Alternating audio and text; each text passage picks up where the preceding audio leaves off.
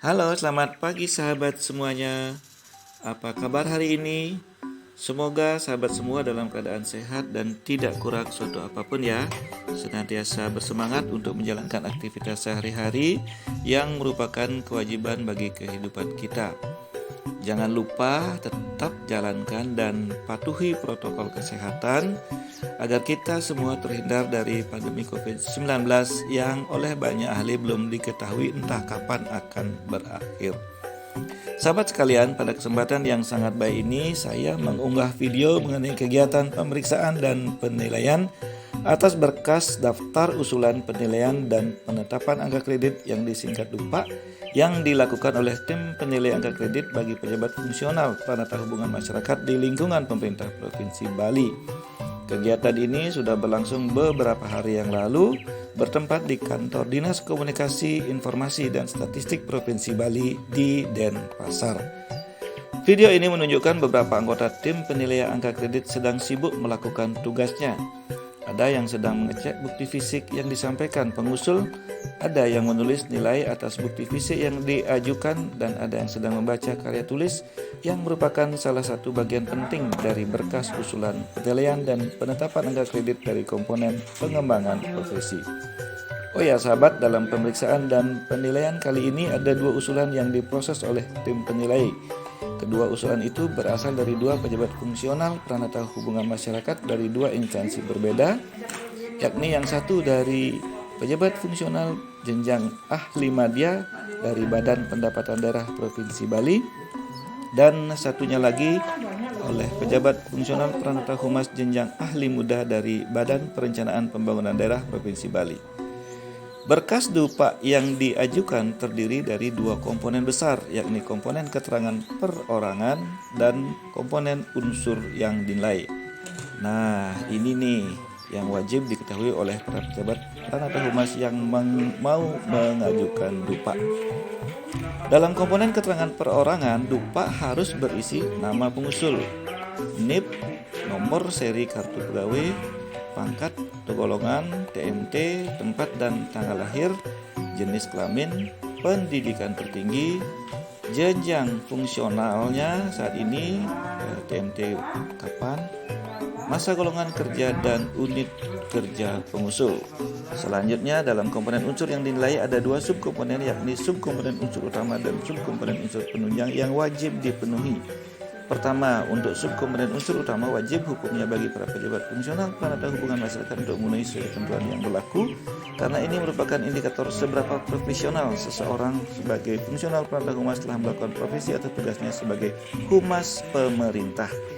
Sub-unsur utama ini terdiri dari tiga sub-unsur penting, yakni sub-unsur pendidikan formal dan pendidikan dan pelatihan yang mendapat surat tanda tamat pendidikan dan pelatihan, sub-unsur pelayanan informasi dan kehumasan yang sangat banyak ureanya, dan sub-unsur pengembangan profesi yang juga banyak ureanya. Mungkin hal ini memerlukan pembahasan khusus ya.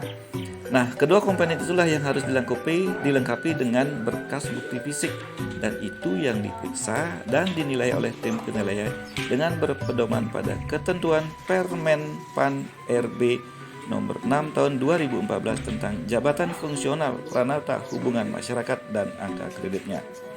Berikut penjelasan singkat Bapak Ide Bagus Mandi Sutrisno, anggota tim penilai dari unsur pejabat struktural Diskominfos Provinsi Bali, dan Bapak Iketut Suliko, anggota tim penilai dari unsur pejabat fungsional penata humas Provinsi Bali mengenai kegiatan ini.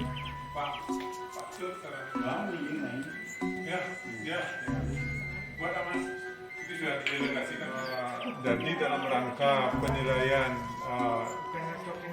DUPA daripada pejabat fungsional penata humas, pada hari ini kita melakukan kegiatan ini. Jadi kita harapkan semua pejabat penata humas, fungsional penata humas itu dapat memenuhi semua persyaratan yang ada, sehingga di dalam rangkaian pemenuhan syarat untuk penaikan pangkat ini dapat tercapai dengan lebih efektif dan efisien. Hal inilah yang kita tekankan kepada bapak-bapak, ibu-ibu, dan teman-teman yang sebagai pejabat fungsional penata humas selalu mengadministrasi semua kegiatannya sehingga dapat bermanfaat bagi pengembangan karir mereka. Setiap berapa waktu dilaksanakan? Kegiatan penilaian ini kita lakukan setiap ada pengajuan dupanya. Jadi tim penilai kita lakukan dengan tim penilai kita lakukan pertemuan untuk membahas kelengkapan daripada persyaratan yang diajukan oleh pejabat fungsional perantau humas.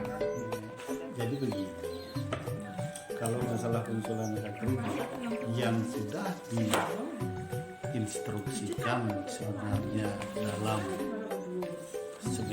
setiap semester harus bikin naga kredit, kan begitu intinya. Setiap semester harus bikin naga kredit untuk pejabat fungsional supaya bisa naik pangkat dalam 2 tahun sekali. Nah, jadi angka kredit yang diusulkan itu yang berisikan pendidikan, pelayanan informasi dan kehumasan, itu pengembangan profesi, terus unsur penunjang. Nah, dari kriteria hal tersebut itu dijelaskan, misalnya pendidikan, mendapat pendidikan tambahan baru, apa belum, gitu. Misalnya ada yang pegawai negeri atau pejabat fungsional yang mau kuliah gitu. Lalu masalah pelayanan informasi dan kehumasan sini itu menyangkut ada 3 item gitu. Ada perencanaan, ada pelayanan informasi dan kehumasan, ada pelaksanaan hubungan eksternal dan internal. Banyak ini sebenarnya. Kalau kita nanti baca itu buku pedomannya enak. Tapi setiap 6 bulan ya untuk setiap pejabat fungsional perantau humas itu mengajukan dupa ya. Iya, itu ketentuan itu. Itu ketentuan dari Menpan RB bahwa tiap 6 bulan sekali harus mengusulkan akademik. Gitu. Manfaatnya bagi pejabat fungsional perantau humas jika mengajukan sesuai dengan jadwal itu. Jadi begini, kalau teman-teman sudah sesuai dengan juklak yang ada setiap kali penyusunan angka kredit setiap semester sekali, itu saya rasa mereka ringan bekerja. Mereka bekerja tidak merasa terbebani. Coba kalau kita bekerja sudah dari 2 tahun kita nggak kerja, terus sekali kita kerjakan, siapa yang nggak mumet? Mereka mumet, tim penilai juga mumet akhirnya. Nanti jangan salahkan kalau tim penilai coret begitu, ya gimana?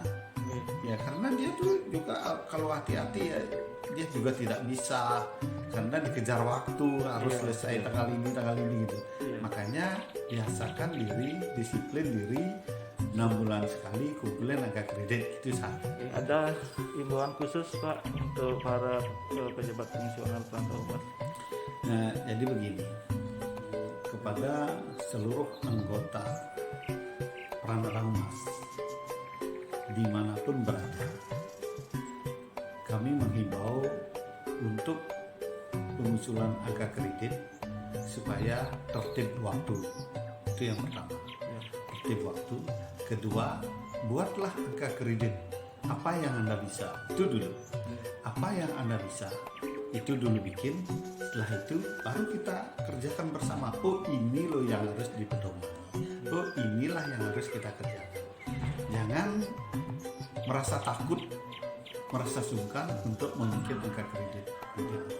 Sebab dengan membuat angka kredit sesuai dengan juklak yang ada, pasti enak. Kalau tidak sesuai dengan juklak yang ada, itu yang membuat mumet gitu. Baik Pak Tut, untuk semua, mudah-mudahan ini bisa mendorong para pejabat perantau humas lebih produktif dan lebih efektif dalam melaksanakan tugas. Yes, Sukses semua Pak Tut, sukses Rahaja.